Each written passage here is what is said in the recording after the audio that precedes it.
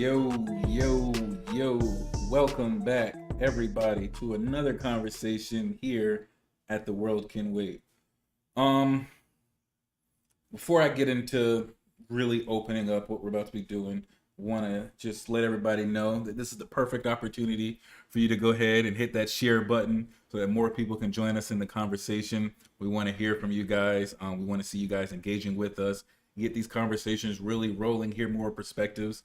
But today and all this week, we're going to be discussing cancel culture, which it's, I guess, a really big thing in today's society.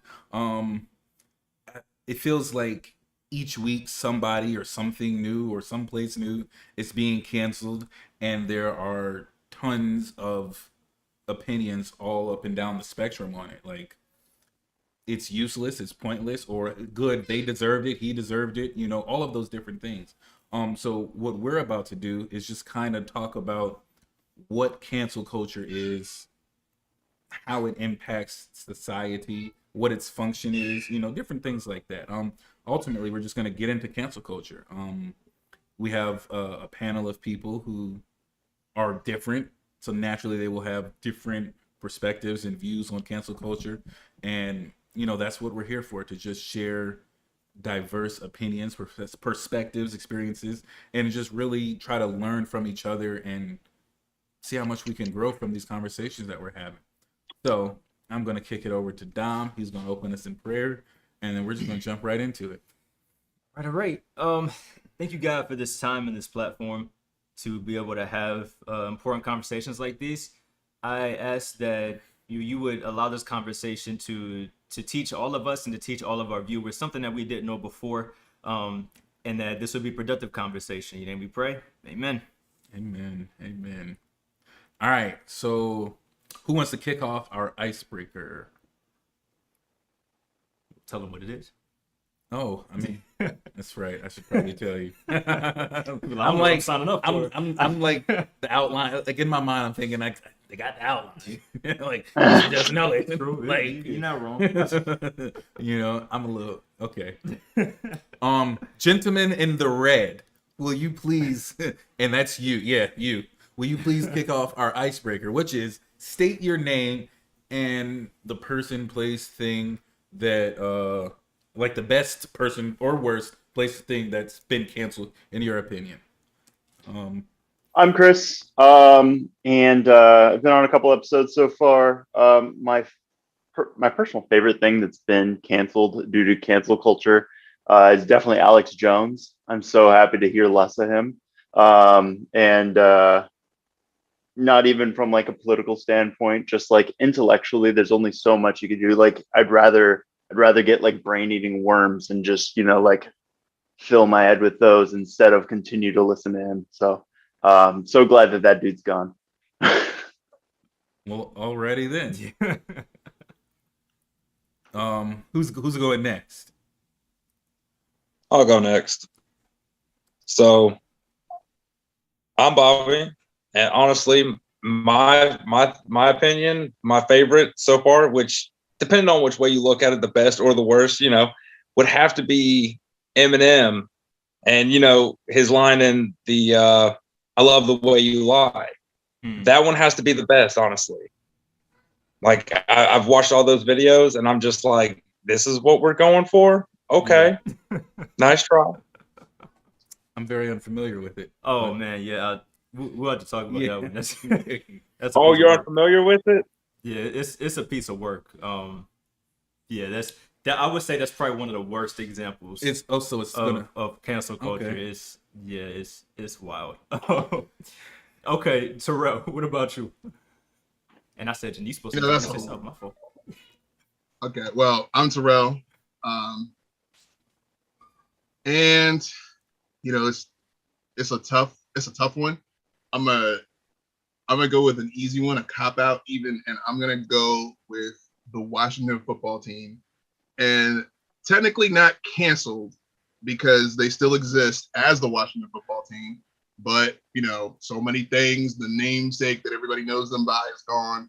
Mm-hmm. And we can get into the details of that and the reasons and justifications for it. But if nothing else, they just aren't a great football team. And they get a lot of attention for, I mean, you know, we have one good playoff season and then everyone's running around, we got to make it to the Super Bowl. And, you know, so the fact that I no longer have to hear R word fans be R word fans anymore, I'm happy for that. Just like a weight off your shoulders. Real quick, the way you was speaking, are you a fan of them? It like A fan of the Washington football team. of the Washington football team? Yeah. I, for a while, tried to be supportive of the home football team as someone who grew up in Northern Virginia and even spent some time living in DC. I tried to be about part of that project. And there were moments and glimmers of hope, but then between the fans and then all this nonsense with you know, the mascot and everything else, it just became time to be like, you know what? Maybe I don't even like football.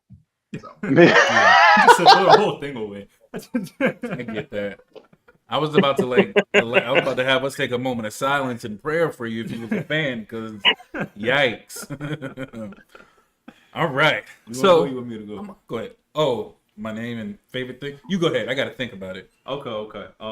So for me, I think, and this, I honestly feel like this is one of the only things that should have ever been canceled. Ever. My favorite is R. Kelly.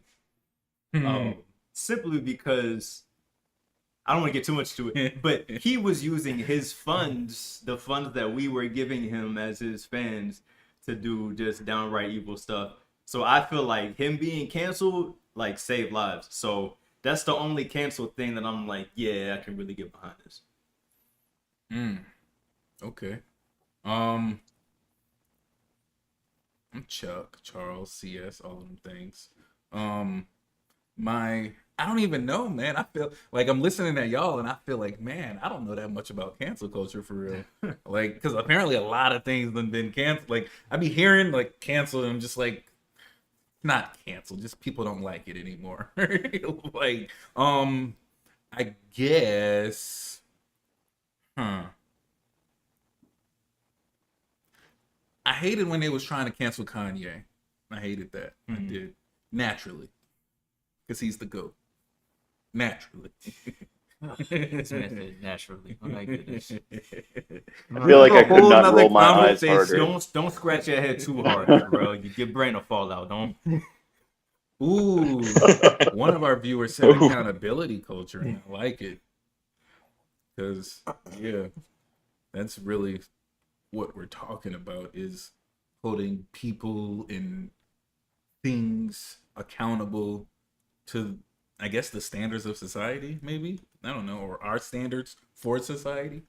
But with that, we're going to dive into cancel culture. What is cancel culture? Just like with everything else in the world, depending on where you come from in the customs and traditions in that area or for those people, you're going to have a differing view and perspective and understanding of what something is. So for each of you, please share what it is that you believe cancel culture to be. And I'd love to start with you, Bobby.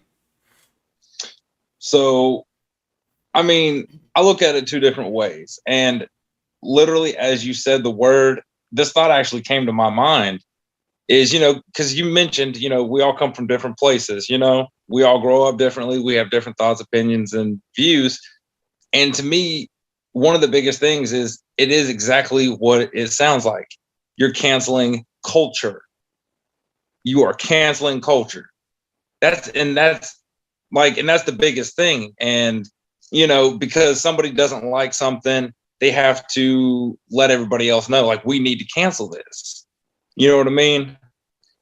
And so, but because you don't like something doesn't mean I can't like it. There's a lot of things in culture that some people like and some people don't.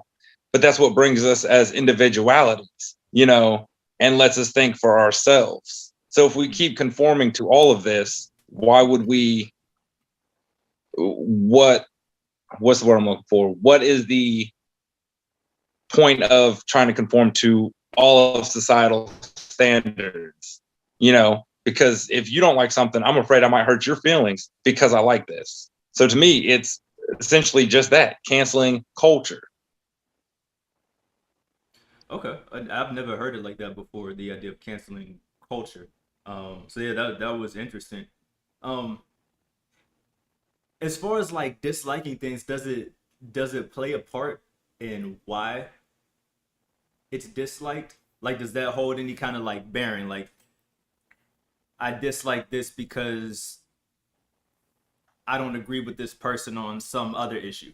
Like, is that grounds for canceling, or I dislike this because it's hurting somebody? Like, does that play any bearing in whether or not something should be quote unquote canceled? Well, that all divides into that would all divide into your own personal experience. Now, like for the example that I gave, Eminem's "I Love the Way You Lie." He has a line in there that basically says, letting her know, air quote, her, that if she leaves, he's going to tie her down and burn the house down. Yeah. So maybe if you come from a domestic abuse situation, I could understand why that affects you. Mm-hmm. But somebody else, like, we can sympathize with you, we can empathize with you, but it's not going to change our views on the artistry behind said lyrical content. Plus, he's got much worse songs. You know what I mean? He's got worse lyrical depictions of things. Yeah. Yes, but that's the one that we want to cancel right now. I hear what you're saying. You know what I mean? So it all depends on your ways of life and the situations that you've been put into. And also, if you can take the difference between what is real life, like reality, and then also what is a portrayal or a satire or an act, you know what I mean? Mm. As long as you can separate the world of reality and fantasy, then it shouldn't be so much in the world of trying to censor, in a sense, everything. Okay. Because that's sort of what it comes down to. You're saying it comes down to censorship. It could, yes. Okay, I see what you're saying. All right, who wants to go next as far as defining it goes? Well, if we're gonna go with defining it, I'm always big into my black and white. I like getting into the actual definition of things. Cancel culture, also known as call out culture, is a modern form of ostracism in which someone is thrust out of social or professional circles, whether it be online or on social media or in person. Those who are subject to ostracism are said to have been canceled. The expression cancel culture has mostly negative connotations and is commonly used in debates on free speech and censorship. So there's a black and white.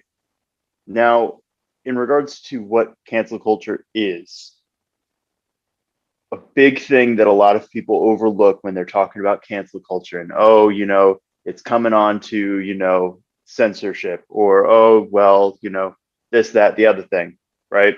What's the difference between this and art, and if you can't do this, then can we do anything? Cancel culture is just capitalism being exercised in your social worlds, right? If you don't like something, you stop participating in it, right? I'm very strictly against Walmart. I think they're one of the least American companies out there in the world. I don't buy from Walmart. Walmart has shut down more American-made companies than any other American company out there. Walmart is the reason so many jobs have gone overseas. It ain't foreigners coming over the border. It's Walmart, and I don't buy from them. I canceled them. Right? That's my dollar isn't going to them. So if I'm not giving Eminem my listening, my views, my whatever, I didn't cancel him. I just exercised capitalism. So when everybody's getting all worked up over censorship and all that, you censor things all the time. You censor it with your dollar, whether you want something to exist in the world or not. You exercise that with your wallet every single day. That's true. But that's just me. It's very true though. Roy, you got a lot to say. I'm ready for it. I do. I'm gonna try to be succinct. But Chris, I'd like to go back to the definition. And do you have a source for that definition, or is that?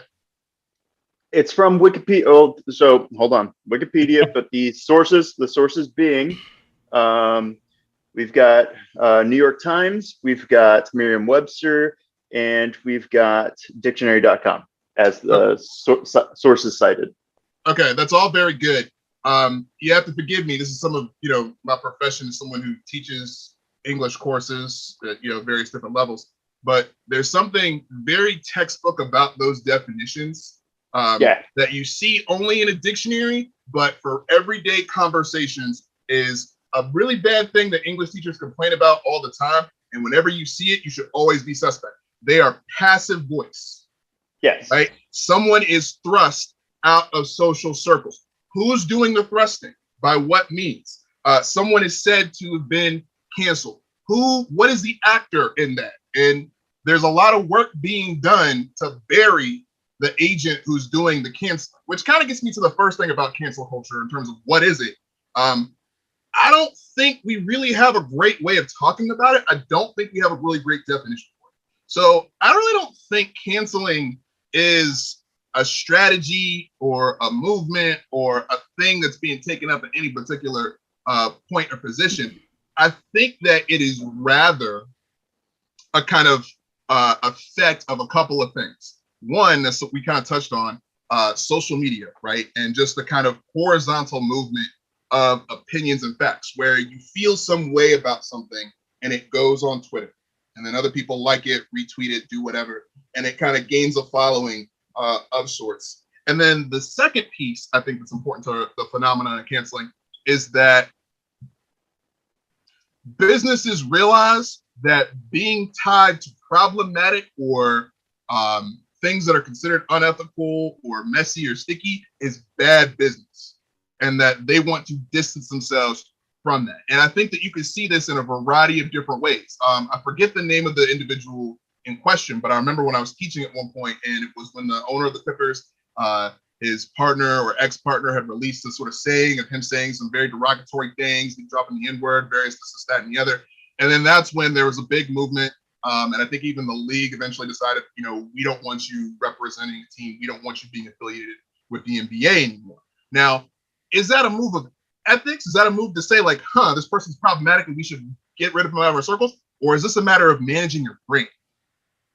And I think that the truth lies somewhere in the middle, that it's part capitalism, yes, right? I think that there is some kind of like incentive that gets people to do it, but it is responding to a realization that, this is problematic. I would say that in a number of instances where what we're seeing is cancel culture, there are people with money who ultimately have the ability to kind of be the final step and saying, okay, yeah, we no longer fund this person. We no longer give them a platform. Spotify deciding no longer to have R. Kelly's tracks or anything related to R. Kelly. You can even go and find albums where R. Kelly was featured on a track and the track is just gone on Spotify, right? Somebody in Spotify might be acting out of some grand ethical disposition, but they also might have known that everything R. Kelly was doing for years, and now it's just like, it's no longer profitable to say whatever or to say nothing. And now that they have to do something, right? And I think that when it comes down to call out culture, right, if we're going to call it that, or think about it in that particular way, there's often juxtaposed to call in culture, right? Which is to say that if there's somebody doing something problematic, rather than try to push them out of the circles, you want to push them close so we can correct. Because if you push them out of circles, what ends up happening? They go find somewhere else to be, right? And that's just kind of a general fact. Like, you're not necessarily doing a whole lot of ethical work by pushing somebody out, but I also don't think that most people who are activists necessarily disagree with that point. That call in is often more effective than call out in a variety of circumstances. And I mean, for example, Bobby, you're talking about Eminem and the way you lied. I think it's interesting. You're right. I hadn't even thought about the words of the way you lie when I heard it way back when. If you're looking for something that's problematic that Eminem has done, I would start with him. Correct. Right. Thank you. But it's also interesting that Rihanna is on that track. Someone who was a survivor of a particular domestic abuse situation that we all know about, so on and so forth. And that's not that distinct from what, he did with the whole thing with Elton John. I've been shouting all these homophobic obscenities for this long. Let me do a show with Elton John. And maybe this is the beginning of a new phase, or maybe this is a way to show I've got clout with somebody in the community. But all of that is still coming down to this weird way in which capitalism isn't just about what you buy. It's also about what you endorse with your words or where you sit or so on and so forth, right? But I think the call out versus call in distinction is important here, because a call in approach to that very phenomenon would say, when Eminem throws out sort of depictions or imagery of domestic violence in the way that he does, it basically normalizes a culture that thinks that that's just something in the background. That's why a number of people, especially in my time as an educator, working with students that are beginning the sort of college transition or in high school, a number of educators say, this shirt, I don't even think I have one on, the shirt that you usually have that's white, and some people will call it a wife beater. Don't say that, because you're normalizing the idea that there's people out there that beat their wives, and that's just a fact about the world, and they wear that sort of thing. When the reality is, we need to be very vigilant and say, like, no, that's not okay. You should not become, normalized to a world where that is a thing. You should be vigilant and fighting, right? Now, whether you agree or disagree with that disposition, that is what a call-in approach would at least say. Let's lay the groundwork and say, this is why we have an objection to this particular thing. We can hash that out, right? Not unlike what this whole show's purpose is. And then, when it comes to the whole canceling as a process, right? Chris, you mentioned Walmart is something you just don't do. That's a place where you don't put your money. And that makes a lot of sense, right? You're not giving money to that thing that you don't like. Now, if you were to make a movement out of that, that's when I think cancellation kind of starts to enter the picture. Is when you're not just trying to deny them however much money, how much purchasing power you would have. You're trying to make that denial an active trend, and such that it might get them to the point where it's like they either go out of business or they've got to radically transform everything that is to do. And if it doesn't reach that level, then quite frankly, from the macro level of politics, it's not worth talking about. It's kind of why the same reason why a bunch of people don't go to Chick-fil-A. It's like, okay, yeah, you don't go to Chick-fil-A. There's still countless of people who can't get over that chicken sandwich, that sauce, and that lemon. And so it's not really gonna matter unless it reaches a critical mass. Now, there's different ways to think about that calculation. If you're not trying to cancel something, but you just say, every dollar I give to Chick-fil-A or to Walmart goes to something I don't like. I could probably even say, like, X percentage of every dollar that goes there is probably going to X cause that I don't like, because that's the way they do their business. Then your denial of that money is, in a utilitarian sense, doing that much less harm in the world. And that has value, but that's distinct from canceling. So in terms of thinking about this thing we throw around but don't define, that's what I got. Thank you for that. That was a lot to unpack. Yeah, but it was all fire. Yeah. So, something that I do want to say before we moved on, because we keep talking about the Eminem thing.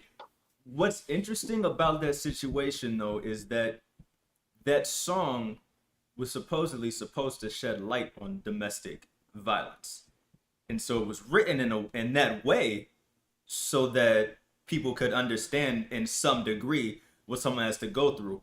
But what I find kind of crazy with that is the fact that that's what got Eminem canceled. Eminem has had a whole career of saying outlandish things, and then he says the most outlandish, and then he says, "Hey, let me shine some light on this issue," and that's what you get canceled over. And that, to me, that I don't want to get too far ahead, but I feel like the phenomenon of cancel culture has far exceeded trying to actually change something, and has just gone into, I don't like this, so you shouldn't like this either.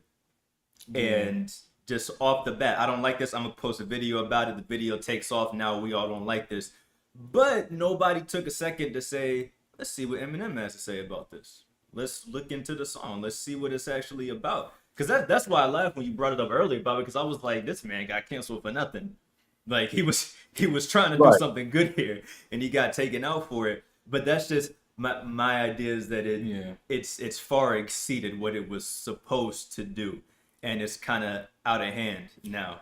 But like I said, I don't want to jump too far ahead in a conversation.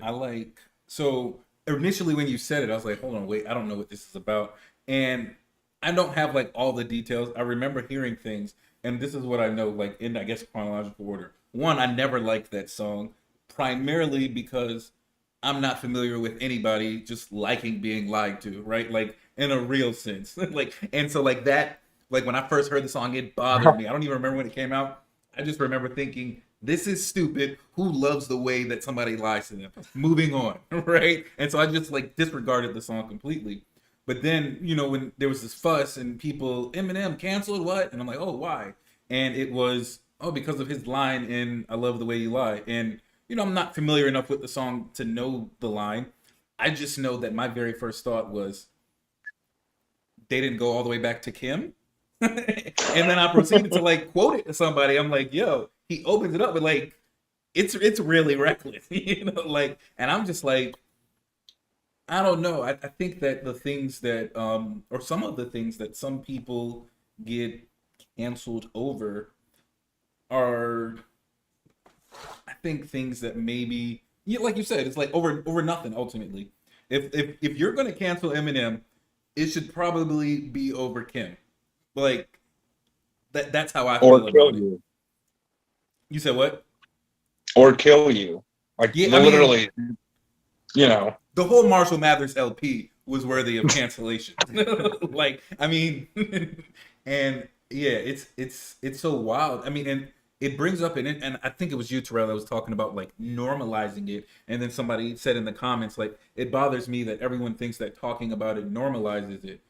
Sometimes bringing it up inspires conversation that opens eyes to it. Some people don't even know these things exist, which I think it brings up a whole other conversation of whether or not like speaking on certain things is normalizing it or bringing awareness and attention to it, right? And I think it's all determined by how we're speaking about these things and who the listener is, where their mental state is at. Like me being 10 years old, hearing Eminem rap on the Marshall Mathers LP, it wasn't bringing any awareness or attention to me at all. It was just straight up like, oh, okay. Like, I guess this is how we. This whole to get down. conversation is making me think about what Kim meant to me when I was 13, and I don't want to get into it, but it wasn't. So. Yeah. Yeah. Perception is huge, but we will move on from Eminem. Chris has something. Oh, Chris, go ahead. Yeah. You were talking about normalizing things. I think that there's a very big distinction between having a conversation about things, bringing things up in conversation, talking about them regularly. It's one thing to talk about a thing, right? It's another thing to call a shirt a wife beater and then just leave it at that. Like, they're called a wife beater because of a really bad stereotype. And, you know, there's a lot more that goes along with that. But you could just say that and just move along. That's normalized, you know, like, you know, we talked about when we were talking about rape culture, you know, well, I said we, but the World Can Wait was talking about rape culture. We talked about normalizing what, you know, actions and certain ways of speaking and all that kind of stuff. There's a difference between talking about it and discussing a thing and normalizing a label for something. So Right. Words and discourse are not the same thing. And a song might be a way of starting a discourse, but I think it requires just a bit more than just the song. And it'd be interesting to know what happened when the song came out. Was there like a movement? Was there like a campaign? What did the music video do? But I remember there was fire in it. But no, that's the thing. Like, I actually did not know that was the point of the song until after he got canceled and started like looking into it and researching and reading up on things. That's the first time I heard about it. So no, I think it was just a song and that was it. Just now was my first time learning that it was like that was the purpose. Yeah. But yeah, we spent a lot of time on Eminem. We're gonna let's see. So what's all the fuss about cancel culture? I imagine that you're well, I know for sure Bobby and Shields. Actually, no, I know for sure that all three of y'all are on social media.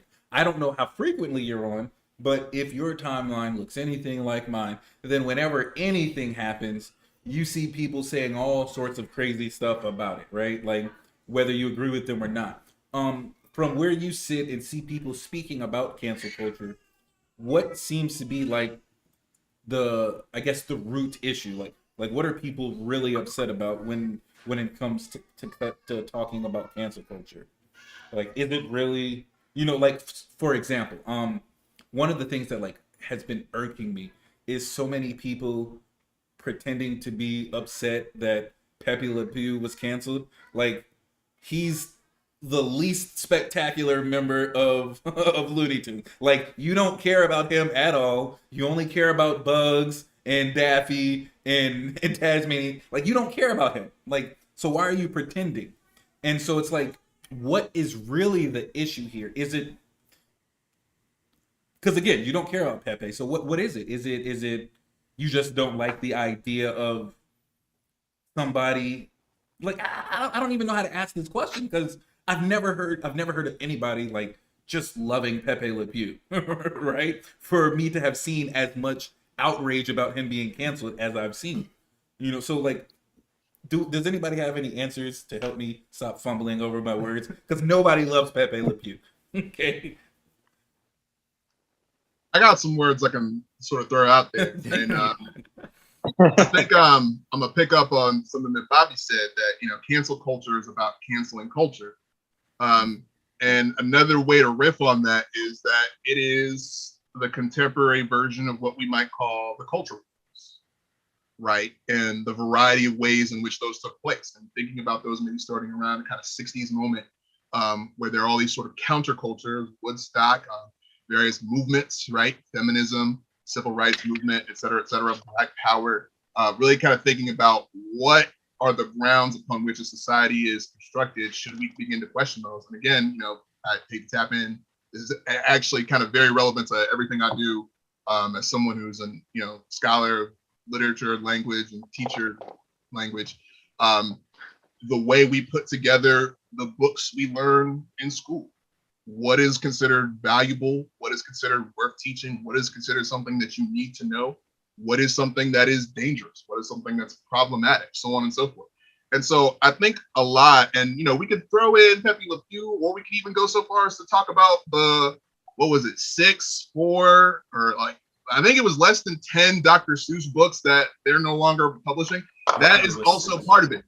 Nobody remembers those books. It's not about what the books are. It's the very fact that somebody is thinking that we need to revise what it is considered that we give to little kids, what it is that we consider is like this, icon of our childhood, Dr. Seuss. What's a part of that?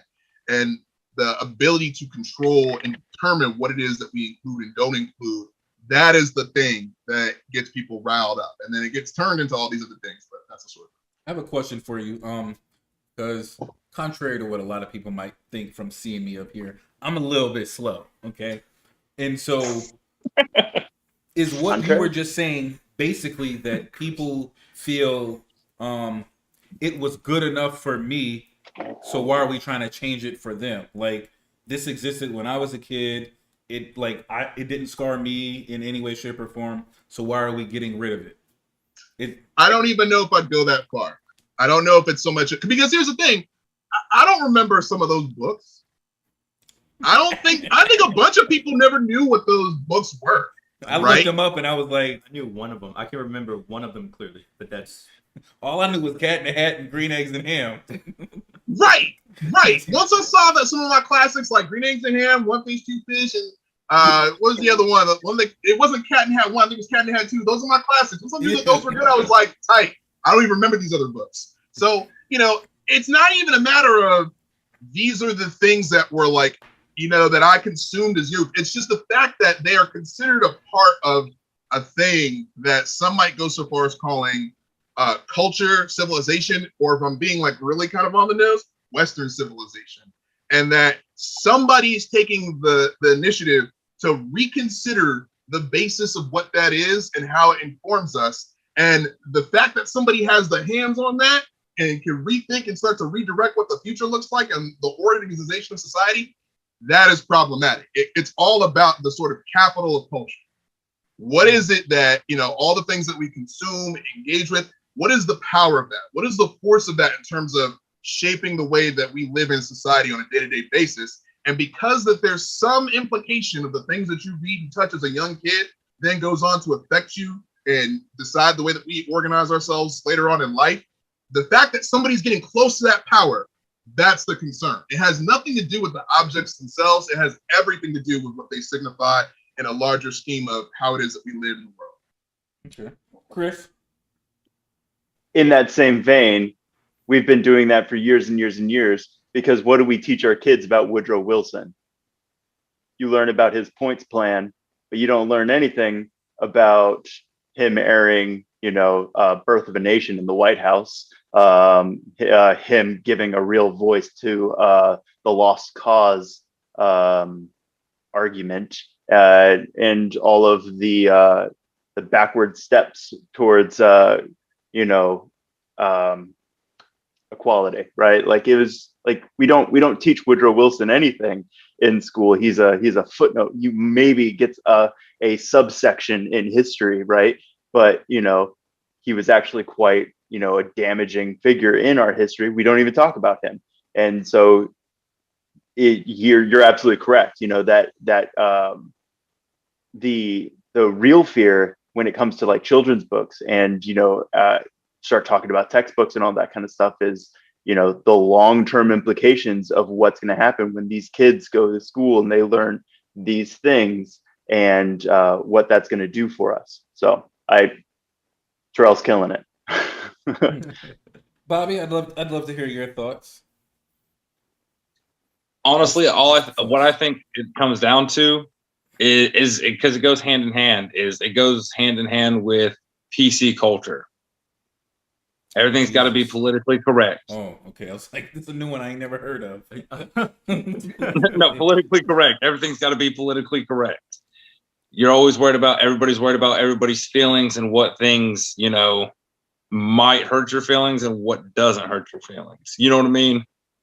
But sometimes, a duck is a duck.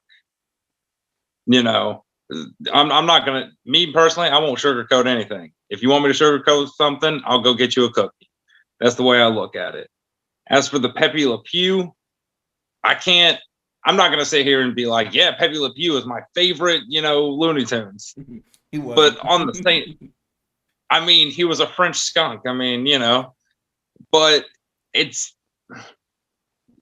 I don't have an outrage on it. Do I think it's dumb that everyone's like, well, it makes sense why he's getting canceled because, he was giving advances to this cat. I think her name was Penelope Pussycat. He was giving advances and he just didn't ever take no for an answer.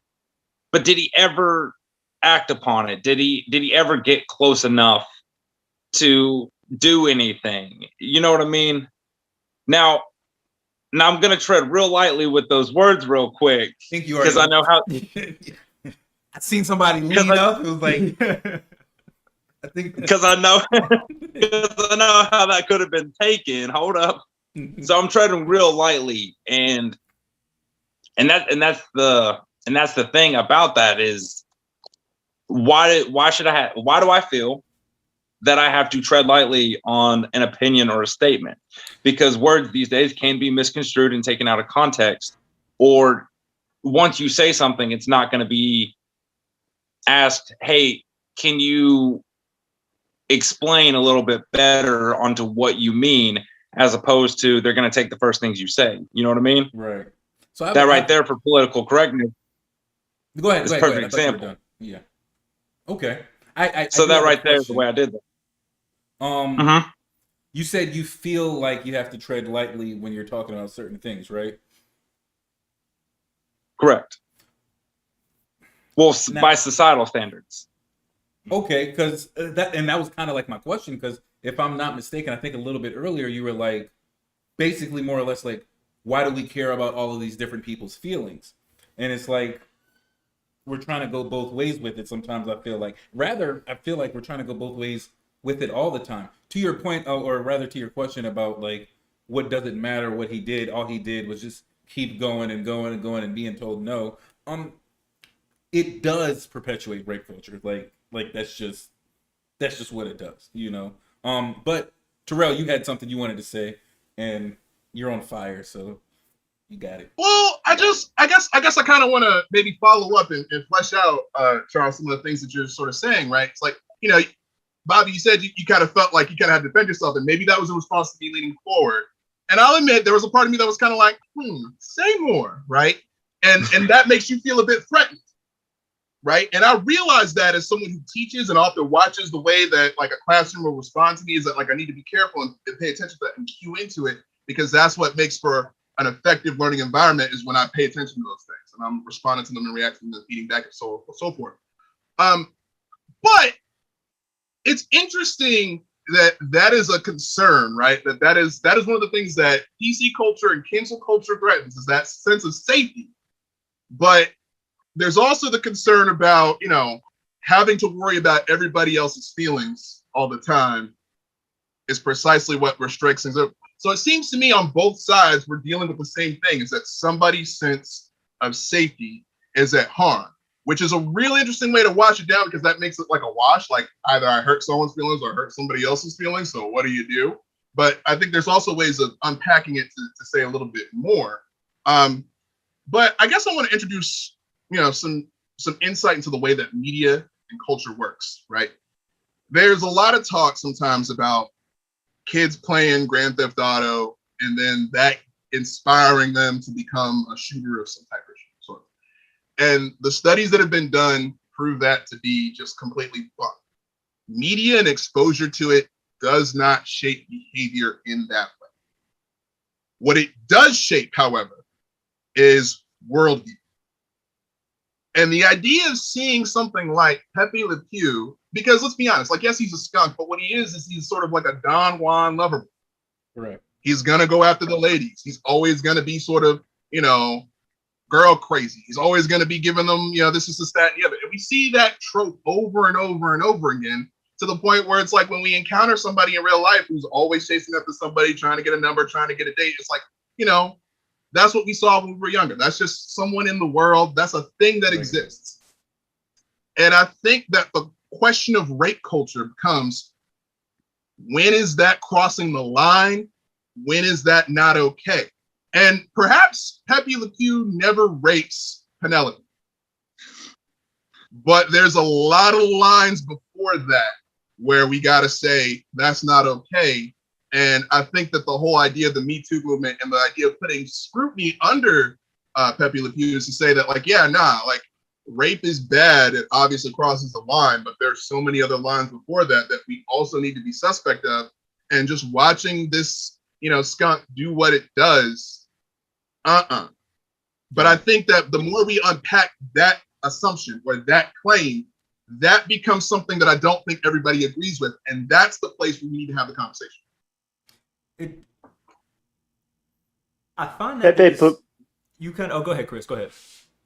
I was going to say Pepe Le Pew is normalizing that behavior. It's not opening a dialogue. It's not opening a discourse on that behavior. It normalizes it. Pepe Le Pew is the wife beater of that situation. And just so we're clear, Johnny Bravo can get it too. Okay, he's the worst. This whole thing is wild. When we were talking about, you know, the idea that Charles brought up, the idea that, you know, we're not necessarily mad at this particular thing, we're just mad that it's getting canceled. It makes me kind of feel like it's almost kind of back to what Bobby was saying, the canceling of a culture.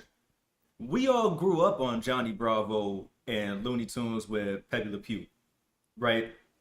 As a kid, I know me as a kid, I always thought Johnny Bravo was hilarious. The thought never crossed my mind as a child that this dude is like super creepy, like every single episode nonstop. That never crossed my mind. And so as an adult, like for a while as an adult, the idea of men just rapidly and continually advancing, it didn't strike me as creepy. And I almost feel like that's our culture.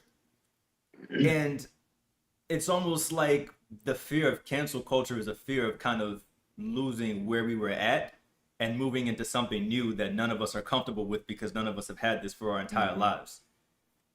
But on the other side of it, I also think that cancel culture is kind of like these companies just looking for ways to get more people to pay attention to them and to, you know, be patrons of them. Because here's the thing, I'm gonna say this: Space Jam 2 would probably get no attention if they didn't come out and say, we're changing Bags. Her name's Bags, right? We're changing Babs. We're changing Babs. We're changing Babs' model, and we're getting rid of Pepe Le Pew. We're taking them out because they could have very easily just put the movie out and not said anything. And none of us, we're not Pepe Le Pew fans. If he was not in the movie, nobody would have noticed. People would have noticed that Babs looks different than she normally does. Nobody would have noticed Pepe Le Pew. If Dr. Seuss's estate didn't come out and say, hey, we're going to discontinue these specific 6 books. Like I said, I only recognize one of them. Nobody else here recognized any of them. No one would have ever noticed. But if you come out and say, hey guys, look, we're doing something good over here, pay attention, I feel like it's almost an unnecessary outrage kind of thing. I feel like there's lessons that can be learned from it, but at the same time, I feel like you're just trying to get some clout with potential customers or a fan base. So I feel like it's really a double-edged sword, and there's a lot of chaos and panic that can be caused unnecessarily, even though I think we can learn a lot from it. So, Christopher? So companies have been doing that forever. A very popular one is greenwashing, wherein they will they'll do up a really big thing to make it seem like their product is environmentally safe, or that the packaging comes from recycled materials and da da da da da. But you know, if you actually get down into it, you find out that, you know, like the recycled materials is like 2% of the packaging. There's no actual green factor that comes into the creation of the product, other than like the forklift that moved the plate is an electric forklift now, instead of, you know, like it's the greenwashing and this whole like fake hype thing. Like companies have been doing that kind of stuff forever and ever and ever. It's absolutely just another part of capitalism. And any movement, you have to know, is going to be grabbed by the money machine, and it's going to be abused to make money off of that movement, because there's a large amount of people following it. Black Lives Matter, it got commercialized. Me Too movement, commercialized. You know, even the what was it? Occupy Wall Street. Occupy Wall Street got monetized, and that's literally what it was about. Occupy all streets. Sold by Jay-Z t-shirts. Occupy all streets. Yeah. Just miss the irony of it entirely. Yeah. It's really interesting. Like when I speak with different people about cancel culture, and this is probably, of all the conversations and topics that we've had so far, this has been the one that I've spoken with people about the least. But, and this might be an oversimplification, right? But one of the things that I tend to find is that cancel culture, or the conversation around it, leads me to seeing from people that they tend to fall in one or two camps, or one of two, however that saying goes, where it's like, yo, this world is screwed, so many things are wrong and so many things are messed up, we need to get out there and make this world a better place. Or it's like, yo, so many things are screwed, so many things are wrong and messed up, there's nothing that we can ever do to change it, so why don't we just let life be? You know, like, I can't do enough, we can't do enough, you can't, so just let it happen. It's like, why would we cancel Johnny Bravo? Well, because if we let another generation grow up watching Johnny Bravo, that's another generation that grows up thinking that that type of behavior is okay. And so, like, that's Now, granted, I'm personally like, I don't think that cancel culture is the way, right? I like what Jennifer brought up earlier, where I think accountability culture is the way that we should be going. Because at the end of the day, it's like, what was the guy, Don Imus, I think it was, a couple years ago, who made the Yeah. comment about the Rutgers basketball team, and then that's the first person I ever heard of being canceled. Now they said they canceled him because he was being racist and sexist. Now, whether or not he's racist and sexist, I don't actually know. Those comments were racist and sexist, yes. But what is he up to now? I don't know, because we canceled him. And so he's just probably being racist and sexist in his own little circle. You know what I mean? So I think we need to do more in the way of accountability, to where it's like, yo, I don't want, like what you were saying earlier with the call out and the call in. Is that how you said it? Yeah. Yeah, it's like, I'm not about to just call you out and then put you out of the circle. I'm gonna let it be known that's not cool. This is the way that we're gonna operate moving forward, or how we should be trying to operate, and see how you adapt and adjust from there. Right? Bobby, you look like you had something you wanted to say. So, and because I I wouldn't say it would be a counter argument, but to the Johnny Bravo and the Pepe Le Pew, right? Mm. So, of course, Pepe Le Pew canceled, right? Johnny Bravo, as you said, for the most part, we could cancel him. It is what it is. That goes to, but for us, that also, deems into our, nostalgia factor. But my counter argument to that is, okay, so if we cancel these cartoon characters, why are we not canceling Herbert from Family Guy? He is a 70-year-old, child molester, like blatantly right out there. And everybody knows this. Yeah. But we don't cancel him. We don't think anything about this. Quagmire is completely a sex addict. But we're not offended by this. We find the comedy in it. We find it as, okay, it's okay to joke about, it's okay to bring light to, and it's fine to joke about, but we're not offended. Okay. And so like we are with Pepe Le Pew or Johnny Bravo. So and I'm not like the biggest Family Guy fan, so I don't know how much more there is to Quagmire, but sex addiction and molestation are not the same thing, right? Like they're not. As why Herbert from Family Guy hasn't been canceled, I guess probably the same reason Johnny Bravo still ain't been canceled, and so many others, because nobody got around to canceling them yet. You know what I mean? Like, so can I hit pause for a second here? Because Yes, I just gotta look some stuff up here for a second. So Family Guy is still going on, correct? mm-hmm. That show is Yes. not. Okay. So that to me raises a conversation perhaps we should. I think that the other question that becomes is, who is it that's watching Family Guy? And maybe that's a demographic that doesn't buy in or is not easily swayed by that perspective of cancel culture. That's why I don't think you can think about cancel culture from one location. You have to think about it in tandem of like, here's a demographic that's purchasing something, and here's a company that's going to respond to that. And I'd be willing to bet that the people who produce Family Guy feel pretty comfortable. It's like, yeah, our demographic is probably not swayed by cancel culture and is in fact against it.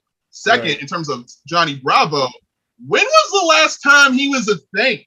Like, I bet you I could find like the old Johnny Bravo episodes on YouTube, and that tells you that Viacom does not care about that copyright because they know they can't make money on it. They're willing to let YouTubers just show those videos whenever because, like, okay, so like it's like 1,000 views a year or whatever. That's not real money. That's not worth trying to license it and sell it on Amazon or have it on, Cartoon Network or have it on a streaming service. So then whatever, it's not canceled because it is not an object of our current contemporary discourse. And before I go to you, Chris, there's one more thing I wanted to say. So the other thing that I wanted to say in response to what you said, Bobby, is I feel like so often in situations where it's like, okay, y'all are coming after this or that, why not this instead? This is much worse.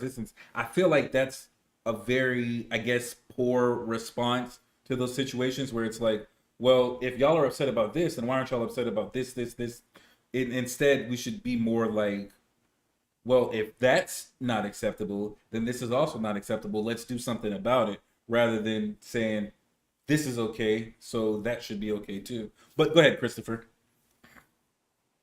There's also something to be said about the audience of Family Guy versus the audience of Johnny Bravo and Looney Tunes. The audience of Family Guy, there's a reason why Family Guy airs at the hour that it airs. At least last time I've seen Like 10. cable TV. I've been living overseas for the last like 7 years, but last time I watched Family Guy on a TV, like when it was on, right? Um, Came on right around the same time as Simpsons and whatnot. Like it's not aimed at children; it's aimed at adults, right? And Yeah, it's called Adult you've Swim. also, they're the audience is capable of taking in what Quagmire's doing, what the creepy old man's doing, and you can then laugh at, there is something, what is the I can't remember who said it. um Comedy is a wonderful tool to begin opening a conversation about a thing, right? But that's the thing, is that as adults, we're capable of receiving this and taking it in, breaking it down, and then having a conversation thereafter if we choose to. And comedy allows us to have that opportunity, to laugh about it. If you're not ready to laugh about it, you're not ready to talk about the thing, right? And the but Looney Tunes is going to kids who aren't there yet with complex thinking. They're taking this as Johnny Bravo's a cool guy and he's always hitting on chicks, so that's how I should be. Like it's about who's digesting, who is the audience. It's part of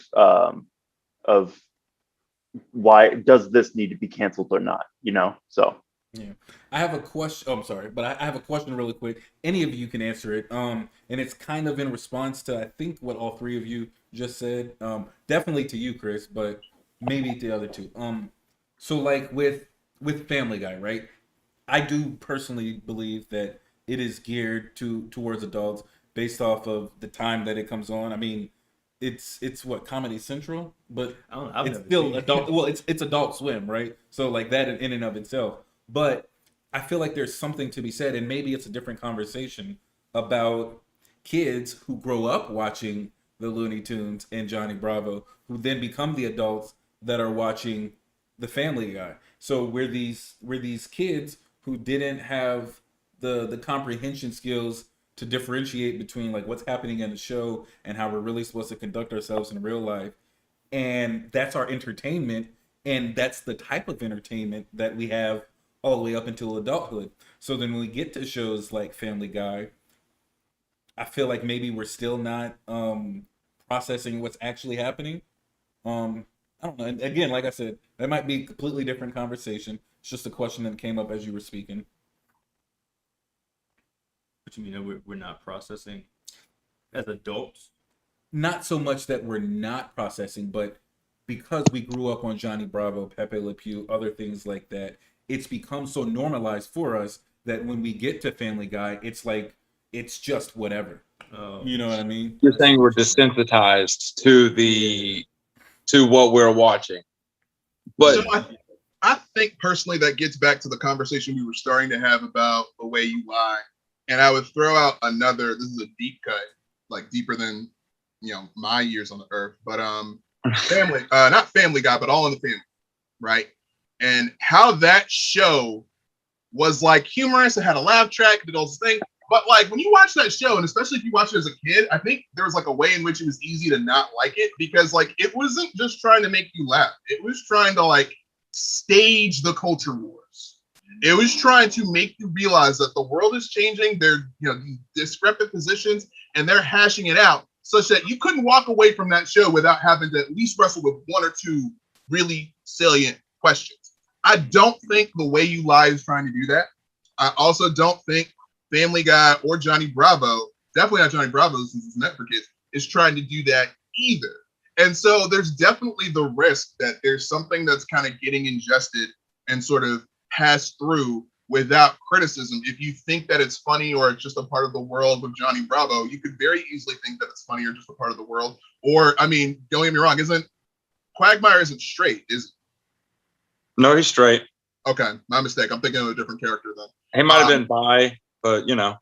Okay, well, bi might add to it too. Some people would say that, like, there's something about depicting people who are not straight or not heteronormative in that way. Now, that to me gets me to like a kind of penultimate point about cancel culture, which is that I don't think you really can cancel culture. If we think of culture as the kind of code to which we operate socially, politically, so on and so forth, it's not like you can just go into the operating system and delete the program. You have to restructure it. You have to begin with what's there and add something new. And even if you take something out, like what cancel culture ultimately is, you kind of have to replace it with new ways of thinking. That's why I think criticism is ultimately the most useful thing you could do with things that are problematic. This is why this is kind of a problem, not just it's a problem in discussion. Okay, I feel that. I'm glad you brought the whole thing up, Bobby. Because I for one, I don't necessarily think that everything should just be canceled. If we're gonna go Pepe Le Pew and Johnny Bravo versus Family Guy, I have to agree with the reasoning. Okay, well, these guys they're going to our kids. Maybe we shouldn't be sending that to our kids. Family Guy's not going to our kids. That might be okay. But I also feel like my one fear with cancel culture is kind of the fear I have with history as a whole. If we simply erase all the things that we don't like, we're not actually erasing those things, we're erasing our knowledge of those things. So just because we don't talk about this thing happening doesn't mean that it's no longer happening. If we take every example of pedophilia out of the media, that doesn't end pedophilia. It still happens, but now nobody's talking about it. No one knows it exists. There was this wild document. I can't remember the name of the documentary. Craziest thing I've ever seen. About this family who got this new neighbor, and he ended up molesting their children, but then having an affair with the husband and the wife. It was wild. But they let this guy around their children because to them the Midwest. The idea of someone doing these heinous things just never crossed their mind. It wasn't weird to let my kids around this complete stranger because what could possibly happen? It would never cross their mind. It's not something that was ever talked about, something that they never saw, never brought up. So I don't think that we should just flat out get rid of everything. I think that some things need to exist so that they can spark conversations. But I do also think that sometimes we have to be more deliberate about are we trying to spark a conversation here? Or does this just exist just to exist? And I think that both are fine within reason, but I think it's something that needs to be thought about rather than just throw everything out. 1 second, Chris, if you don't mind, because I'm going to forget this. I feel like I dig what you're saying, but I think it raises a question, which is there a way to teach things without us like allowing them to exist in culture? And maybe allow is a poor choice of words. Chris, you look like you're about to tackle what I was getting at. Okay, then go ahead. Listen, we're Americans. We're two-time World War champions. In World War II, we canceled the worst culture, and that was genocide of the Jews. And we can still teach about it to this day because we canceled the actual act. We kept around the museums. We continue to teach that it happened. We continue to talk about the victims and all of the things that happened leading up to and after, right? We can take down the thing that perpetuates the bad and still talk about how it was bad, That part. why we shouldn't do that, and why there are still concentration camps, but they're empty, except of tourists who are going to see and learn and experience. I've been to a concentration camp in Poland. They do a really good job of making sure that everything there is pristine, and I didn't go there, and just because it wasn't filled with people being exterminated, I still absolutely felt the entire, weight of everything that was going on. Auschwitz is no joke, right? You can still learn about stuff and have it be canceled.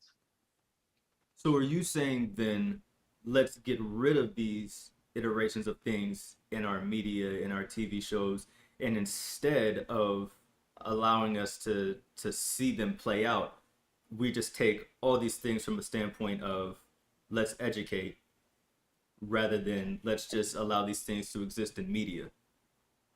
I feel like there's a lot of people who get paid a whole lot more money and are educated in psychology and whatnot that could make a better choice of or could come up with a perfect plan for it. I think that with Disney having opening statements of there are depictions in this movie that are of poor nature, and we want to make sure that it's talked about here in the beginning before we get to that scene. Like that's a start, of starting that education topic, because a kid's going to see that, and maybe, I mean, like, if it's one of those unskippable things, as kids back when we were kids, we used to just hit fast forward on the VCR until it got to the movie. Nowadays, you can't skip past the FBI warning. You can't skip past the "you wouldn't steal a car," like. But the there's a ways to start it. I can't tell you exactly how to. Because that's not my realm of expertise, but there are people who we need to listen to who it is their realm of expertise. Yeah, such as teachers, Terrell. And I feel what you were saying, Chris, because for me it's like they're just absolutely. I'm not convinced that in order for us to learn and be taught that certain things have to still exist. Like you can teach rape is bad without having to be raped or watch rape take place, there's just things that we believe as, and that's ultimately the conversation of cancel culture, right? Like I deem this to be bad or immoral or unethical, and I now shared that opinion, and that opinion went viral with other people who either agree with me or empathize with my opinion and are saying, yo, I'm not going to listen to and support R. Kelly anymore. Why not? Well, because he's this, and this, and this is what he did. You know what? I've never done that. That's never happened to me, but I feel the same way as you. And then all these people join in, and it's like, yo, we're not. So, like, did R. Kelly really get canceled, or did he get exposed? And it like there's a lot of really good questions that I think should be asked when you're talking cancel culture. Just like I think it was you, Terrell, who brought up the Dr. Seuss books. Like, did the Dr. Seuss books get canceled, or did the company that was responsible for the books say, you know what, let's take stock and do an audit on what we're putting out there, and then decided this is content that we don't want to be putting out anymore. And so it's like, is it really somebody or this thing being canceled? Or just like we've kind of been saying this whole time, people, and that's what it comes down to. People have feelings, right? And those feelings matter. And cancel culture is ultimately determining how much the feelings of people matter. Like, it's and it sucks because and I'll give you an example. Last week we were talking rape culture, and right after my one-on-one on Wednesday, somebody sent me a text message that was, if I'm not, like, I saw it and I was like, yo, that's funny. And then I was like, wait a minute, is it super funny or does it perpetuate rape culture? And like, I legitimately, like, I sent it to a couple people who I knew wouldn't like judge me on it. I'm like, yo, I found this funny, but also, is it perpetuating rape culture? And it's like, yes and yes. And the reality is, the more and more I become familiar with what rape culture is, or drug culture, or cancel culture, the more and more it begins to encroach on all of the things that I hold near and dear. Because we then realize how much it's permeating like every area of our lives. You know what I mean? And I don't want that. I want to be able to laugh at that meme that I was just sent without having like a moment of consciousness. You know what I mean? And I think like that's the conversation that we're having when we're talking about any of the things that matter: race, politics, gender, sexuality, religion, cancel culture, all of that, right? um yeah, like ultimately I think that cancel culture in and of, like, the biggest problem with cancel culture is the fact that it's called cancel culture. Right? Like if we called it just holding people accountable, I like, could we do we would we really have an issue with it? It's like, yeah, I'm just Well, holding. Go ahead. let's be real. Who's calling it cancel culture? And yeah, you know what? That's a great point. That is. Who is calling it cancel culture? You wanna you wanna get us back into the outline? We ain't touched the outline this whole time. Like,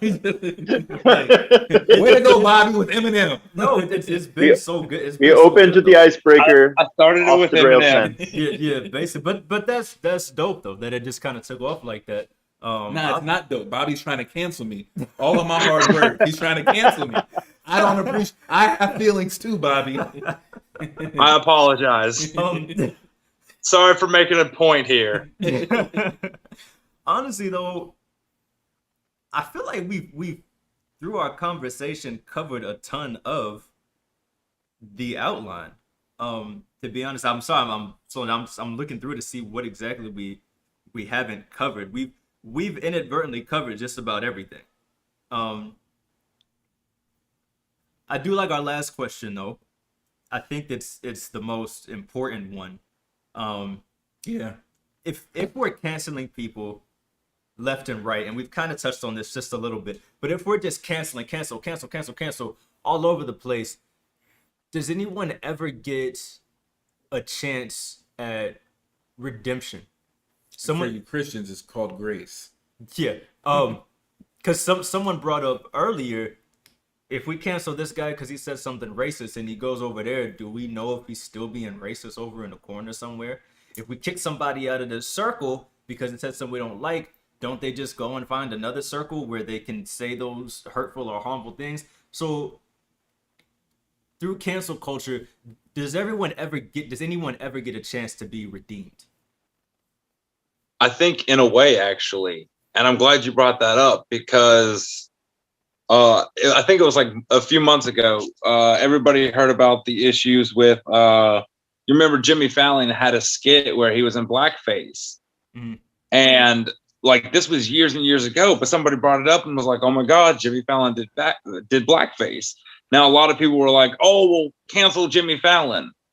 But then it kind of died down. You know, Jimmy Fallon did give a couple apologies and was like, "Oh, wait, yeah, okay, maybe that might have been out of poor taste," and he apologized for it. But nobody is cancel Jimmy Fallon anymore. Jimmy Fallon, I believe, actually still has his show. So people are still actively going to it and watching it.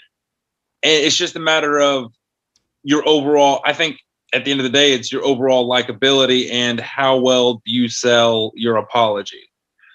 Because the same thing happened with, what's his name? Who's the host of Who Wants to Be a Millionaire now? He was also the host of The Man Show. I don't know. It's not Adam Carolla. Like, No, Regis was what's it called? Something else. Who was it? It's not Who Wants to Adam Be a Carolla. Millionaire? It's the other guy. It's the new host. I don't know. Put it up. He was married to Sarah Silverman. Anyways, he too also did blackface, but there was never really any cancel culture on him. Nobody tried to cancel him, even though he did blackface. Same thing with Robert Downey Jr. This was during, when the pandemic first hit last year. A lot of people had a lot of things to do. Robert Downey Jr. was a perfect example of this because he too, they accused him of also doing blackface, Tropic Thunder. Everybody remember Tropic Thunder? Robert Downey Jr. was playing a guy who was playing an actor who was playing a black guy in a movie. Dude playing a dude. Exactly. Played by the other dude. everybody was all up in arms and offended by this. And I was like, oh, Robert Downey Jr. was in blackface.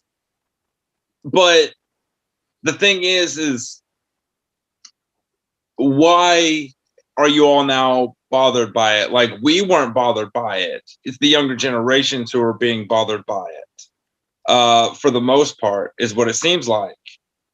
There's a couple questions. Oh, go ahead. I thought you were done. But on the same token, not only is it like the younger generation, and okay, let them speak their piece, but what was it? It's the fact that, and I just had it and I lost it. Oh, dang. May I ask? I remember one of the questions. Well, okay, one question and then one sentence. So, like with the one, I think that as far as like Robert Downey Jr. goes, well, no, let me start with Jimmy Fallon. Jimmy Fallon, I don't know how many people, but I do know that there were some black people who came out and like vouched for him and was like, no. And part of it, in with understanding it, and I often bring this up when I'm speaking with people about like taking down, Confederate statues and things like that. Understanding the norms of the time, right? It's like, Right. do we get mad at George Washington for having owned slaves when that's what they did back then? I don't know. I mean, maybe we don't, memorialize him. Maybe, I don't know. It's an interesting conversation. But to the thing about Tropic Thunder, and you said, how come they're mad and we're not? One, I think that it doesn't matter why they're mad and we didn't get mad. Two, I think we didn't get mad because we were programmed, socialized, conditioned, however you want to look at it, to like enjoy stuff like that with things like Johnny Bravo. I mean, obviously those are like, two different sides of the same coin, but we're talking about like the things that program us. And then three, I think the best question to ask is, why didn't we get offended at certain things? Now, granted, there is time for comedy, and I think when you're watching a comedic movie, then it's like when I saw Django, right? And Leonardo DiCaprio was like, nigga, nigga, nigga, nigga, nigga. And I was like, whoa, he just dropped a lot of it. And I understand that he's acting in this movie, but this is making me uncomfortable. But in myself, I had to decide whether or not I was more uncomfortable or more understanding of the fact that I'm watching this movie. I think that one of the biggest things that a lot of us, and I mean like our generation, don't take into consideration when we look at things like cancel culture is how much more willing the younger generations are to just go hard with all this stuff. And I think that they have this willingness that we don't, but we have this understanding that they don't, where it's like, yo, like, I don't think that Robert Downey Jr. was trying to be racist. I think that he took a role that was getting him paid. Now, did his actions offend people? Yes. I wasn't one of them. At the time, as a matter of fact, I just didn't care. Like, I thought it was funny. I'm pretty sure I was like stupid high when I saw it, like in the movie theater. Shout out to Regal Cinemas, But there's like, when you said when you brought up all of those references, you're like, everybody is so this and everybody is so that. And I think the biggest thing is like when you really get into conversations with people, you'll find that most of the things that the media outlets that we listen to, whether it's our Facebook friends, Fox, CNN, Twitter, the different people we listen to, most of the things that they generalize as like all of them are upset about, nobody's upset about, for real. Like it's polarizing and intentionally so. That's like when I said the thing about cancel culture, and Terrell's like, well, who calls it cancel culture? And it's like, that's the kinds of questions that we need to be asking when we're having any and all conversations, is how do we get to the root of these things? Right. And I actually remember where I was going with it. What I've noticed over time, what it actually turns into, because, like, you all might not have been offended by these roles, right? Mm-hmm. Or, over the sketch comedy or whatever. But you also got to differentiate between the fact that are people getting offended on behalf of other people. Yes. That means that's like, say you weren't offended by Robert Downey Jr.'s blackface, right? But you're my friend, but me am offended for you. You know what I mean? I feel like if we're friends, you wouldn't be offended for me because you would know that there's no need to be offended for me. Right, but that's the generation of So what. I hate to do this. I actually will eventually have to get running soon. But one thing that kind of needs to be made clear about this conversation, people did get mad about Tropic Thunder. There When it was came what's up? What you talking about when it first came out? Yes, there was a decent amount of back and forth. Now, granted, what was social media like when Tropic Thunder came out? I want to say that was like a 2005, 2006 movie. So, like, talking about canceling a movie before the very apparatus, again, it begins with the public, goes to the producer, didn't exist, right? There was no way to register that frustration and have it ripple effect in the way that it does. That's a bit strange, and perhaps we should have. I think a lot of it too comes with Got you, Chris. how society has kind of changed over time. One, social media definitely plays a big part in that, especially talking with Tropic Thunder. We may not have known how many people were mad because we didn't have access to people the way we do now. I also think a lot of events have happened since then, where we see Generation Z being upset with it after Generation Z has seen so much racism and so many protests and so many deaths, and it's in their face, in their face, in their face. Whereas with us, we didn't have as much access to all that. I think that plays a part in it too. But we are running way over time. I'm sorry, I heard you, Terrell. You said you got to run soon, and that's our bad. This conversation just kind of took off. Okay, so but let's let Chris have his thoughts, and then we'll do final thoughts. Does that work for you, Terrell? No, let Terrell go. Let Terrell go. Let him do that final question because he didn't get the chance to say the redemption. He didn't get the chance to answer the redemption. And then if he needs to roll, he'll be able to roll. You're taking up time, Chris. Tell you what, let me just say that real quick. I kind of said my piece on the redemption already, which is it's why you can't cancel. You have to rework. You have to recode the program. Correct. And that part of that is criticism. It means taking the object. There might be a point where rape culture no longer exists. There should be a point in time talking about, campus culture, fraternities, and rape. That still needs to be a part of the historical curriculum. But I will bounce right now. I'm really sorry, y'all, but don't apologize. We was doing a lot here. Yeah, a lot. Yeah. All right, we appreciate you coming and talking. Thank you so much. And then there were two. All right, so Chris, your hand was up, and a lot's happened since then. But we're gonna let you share what you was finna share.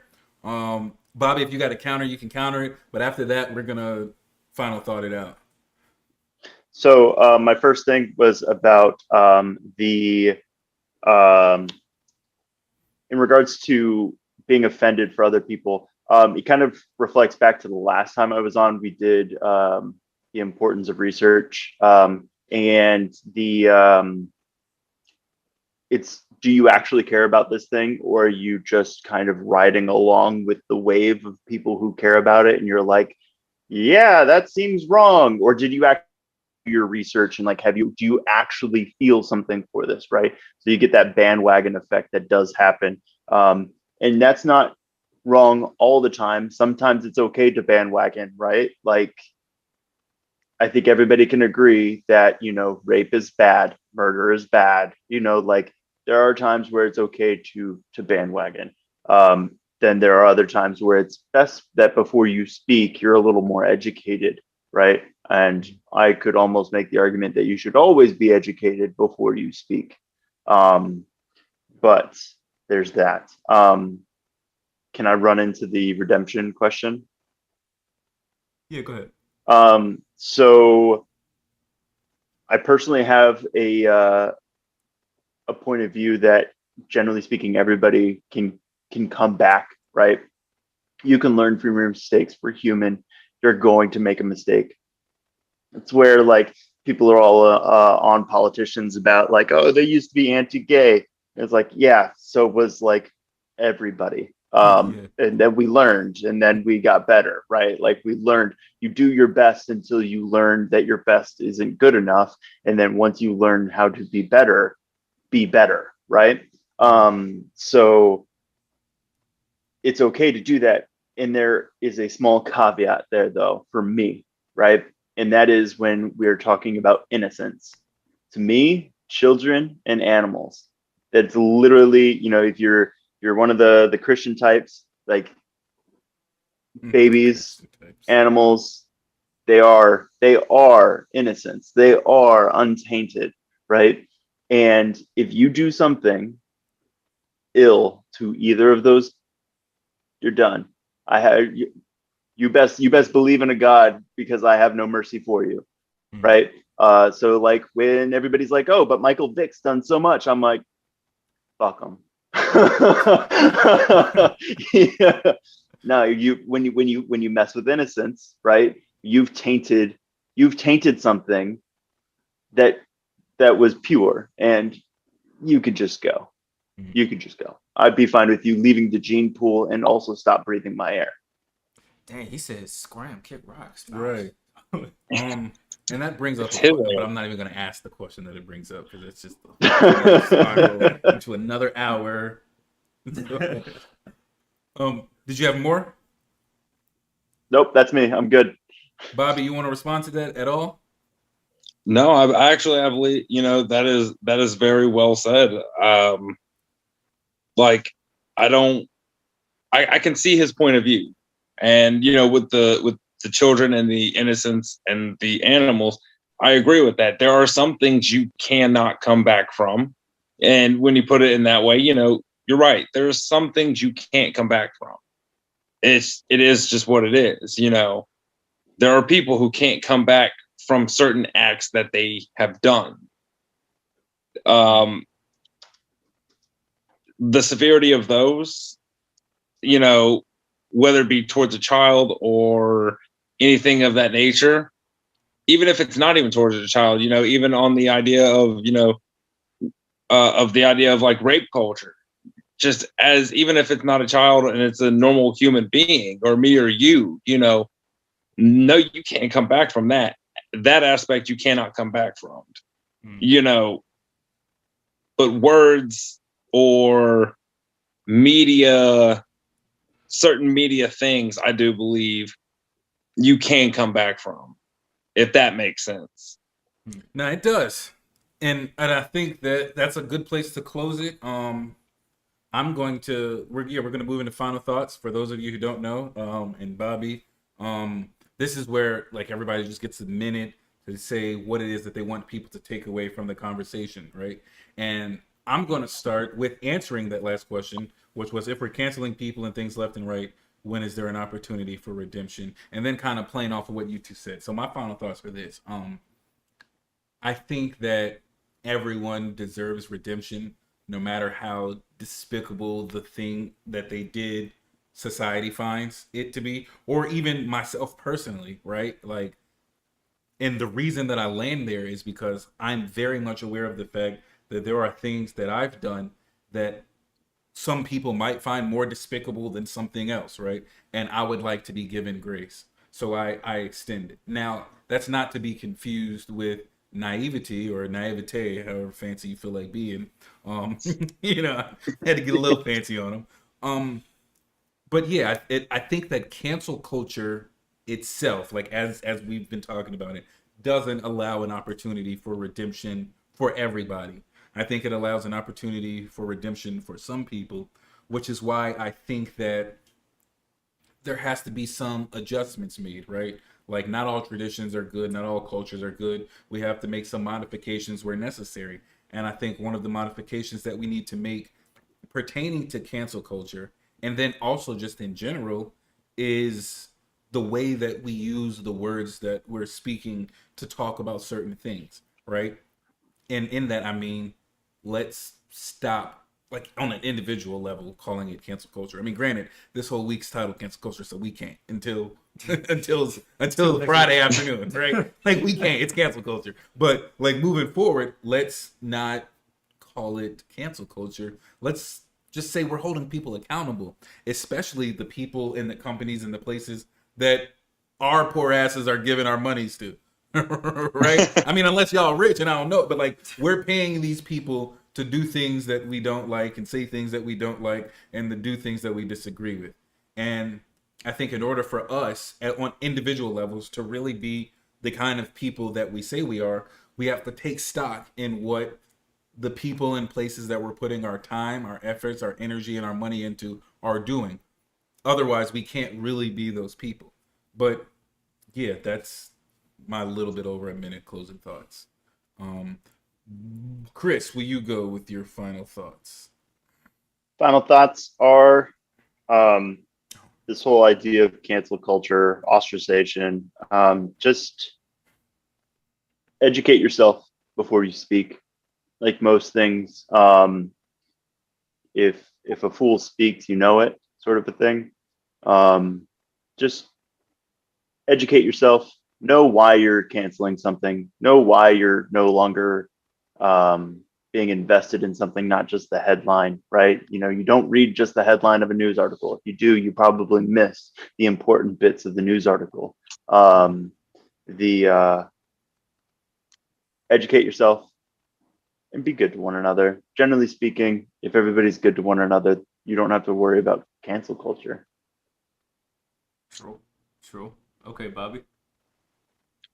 I honestly, I couldn't have put it better myself. Honestly, that was very well said. The only thing really to that I would add is just pay attention. Like, not everything has to be canceled. If you're going to jump onto the world of something needing to be canceled, make sure you know why you personally, in yourself, in your own heart, why you are canceling it.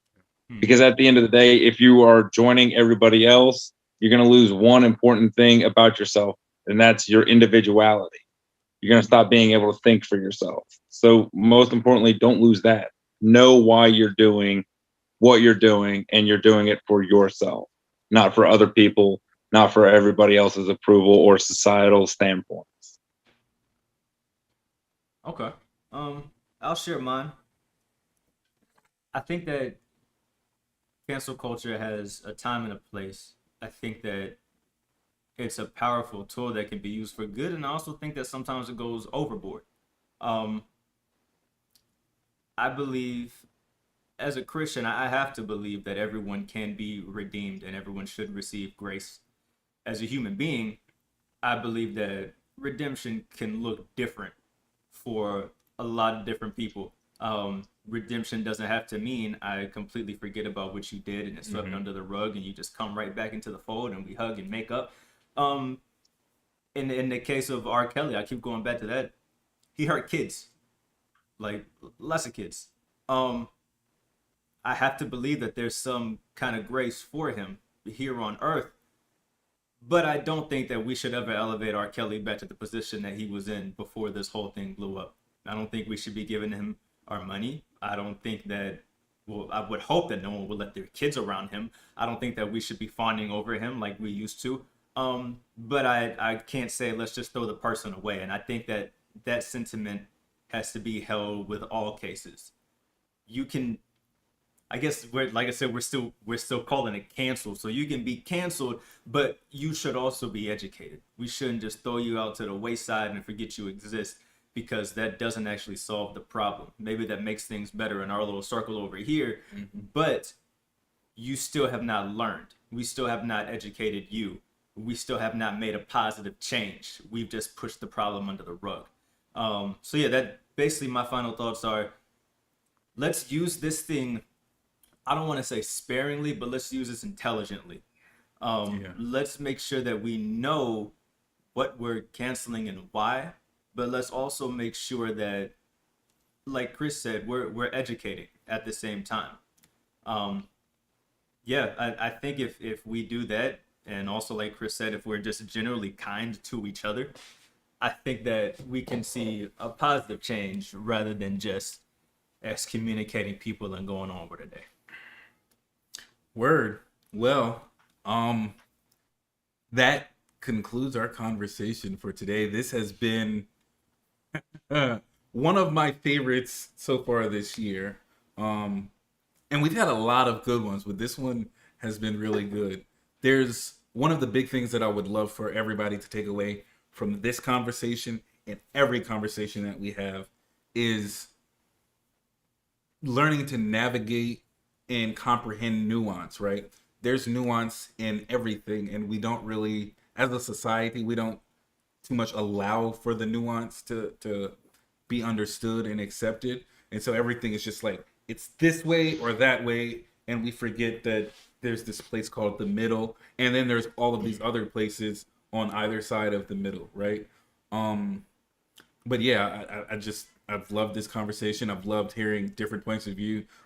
Like right off the bat, Bobby, you brought up something that just like I never thought about in terms of cancel culture being canceling culture.